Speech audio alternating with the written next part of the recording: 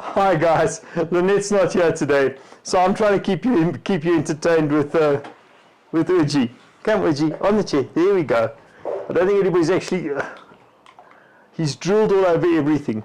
I mean, literally, there's pools of drool. Ah, sorry guys. Thought you might like to see Uji. Now you can just see his back. Uji, come on the chair. On the chair, come. Up, sir. Up, my boy. Come. No, don't growl at me now. Come on, my boy. You look there. You see? They want to see. Okay, guys. So, the show today. Uji. He also catches stuff very well. Violence. There we go. Okay, guys. Sorry. Okay, a brief interlude. So, Lynette's on an armorer's course today. So you've just got me, unfortunately. Me and Uji. Oh, now he wants to play with his ball. Okay, so starting the show today. SAPS, in their annual reports in the last fiscal year, have lost another 700 firearms. Again. You know, this is like a broken record. It just goes on, plays the same tune over and over and over again. They seem incapable of not losing firearms. I had an interview this morning on SAFM, which we'll play an excerpt from. One of our friends recorded this excerpt, and we've queued that up to play now. It was sold by the store clerk, and the station commander and the visible policing commander were implicated. Yeah, so let's stop calling it lost. Let's call it stolen or siphoned. And we're back. Okay, so the full the link to the full interview is on in the comments. Please go and listen to it. The police try to sugarcoat the loss of these firearms by calling it, by terming it lost, and we know it's not lost. So we need to reshape that narrative, and that's what we're busy trying to do here. We're busy trying to turn that narrative, the narrative of lost, into the narrative of stolen and sold, because that's exactly what's happened to most of the firearms. Sure, there will be a couple of them that have, unavoidably got lost because some constable put it on the toilet cistern when they went to the toilet in the shopping center and then walked away and left it, or as we had a couple of years ago, an R5 rifle standing against a wall in somebody's lounge where the police had arrived to take statements after a robbery, and they forgot the rifle there. You know, there's ordinary losses like this, but most of the firearms have been stolen and sold, and that's the narrative we're trying to establish there. Even with the lost firearms, those few that are actually really misplaced, where are the charges of negligence? Whatever happens.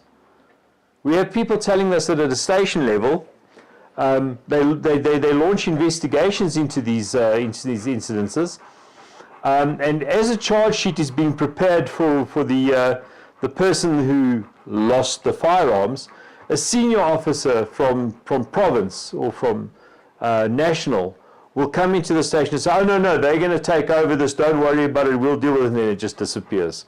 The guy gets a light rap over the knuckles, and the charge disappears. Let you or I be as careless as the police are with their firearm storage, and see what happens. They would come down on us like a ton of bricks. That you can be certain of. So, we're trying to reshape that narrative. We want them to stop saying lost and start calling it what it is.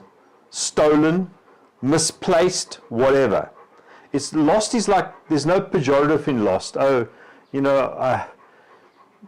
I lost my car keys. No, you threw your car keys away, or you broke them or something. Lost is no one's to blame for a loss, seemingly. We need to reshape that narrative. So we've started to do that. It's also playing into our bigger plan, where we actually want firearms control removed from SAPS. Not just civilian firearm control, maybe internal firearms also, because a lot of these firearms that are getting lost are their own issued firearms. Somebody has got to have a better system to control this than SAPS, because SAPS plainly don't have. I don't know the answers to that question, but for God's sakes, we can't keep on bleeding firearms into criminal hands. Guys, let's get real about this. Right, and then we've just finished the SANSSU Nationals, that's the South African National School Shooting Association, and their air rifle nationals were completed yesterday in Randburg. Hannes was on scene for the opening and for the finals and the prize giving, and there's a lot of videos that have been uploaded of that, so if anybody wants to see the videos of the kids shooting the finals or the opening and the shooting the finals and the prize giving, the videos are available on this channel. We're going to do it again next year. We've established a reputation with them. They've come to us now. When we didn't cover the whole event live every day, they came back to us and said, "Where were you?" You know, well, guys, this has a cost attached to it. The GOSA members can't carry on paying for this ad infinitum. We're going to have to figure out some kind of an arrangement. So in any case, so that happened. It's been uploaded already. One of our partner organizations, a partner organization to Girls on Fire, Ribbons for Justice, which is headed by Keshna Skimon, who is the Girls on Fire Fighting Spirit Award winner for this year. She has a fair at 13 3rd Avenue Northmead, Benoni. We'll be there to support her because she supports us on all of our stuff.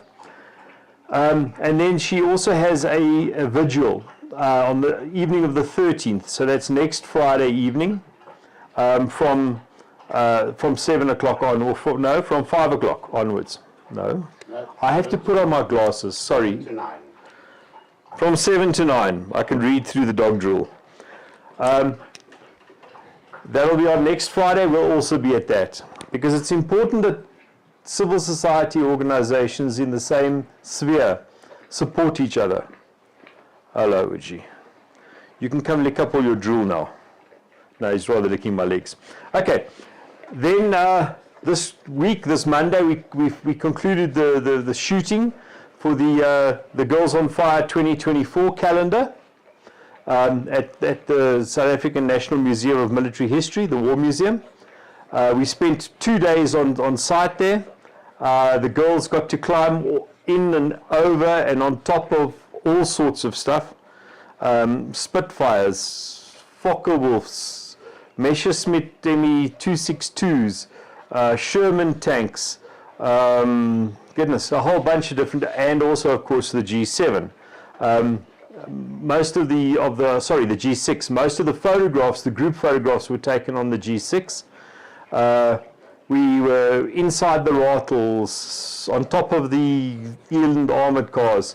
So all of those photographs are now being weighed to see which ones we're going to use for the 2024 calendar, which we're hoping to have out by the end of this month. And then the winners will, obviously, the 12 images that we choose to be the most symbolic images will appear on the calendar. At that stage, we'll release a portfolio of the rest of the images that literally are will be lying on the cutting room floor in old terminology. Guys, so not a hell of a lot to say today. It's 35 degrees or something right now here, so it's sweltering hot. You can probably hear Uji panting in between his licking of things, legs, desks, whatever.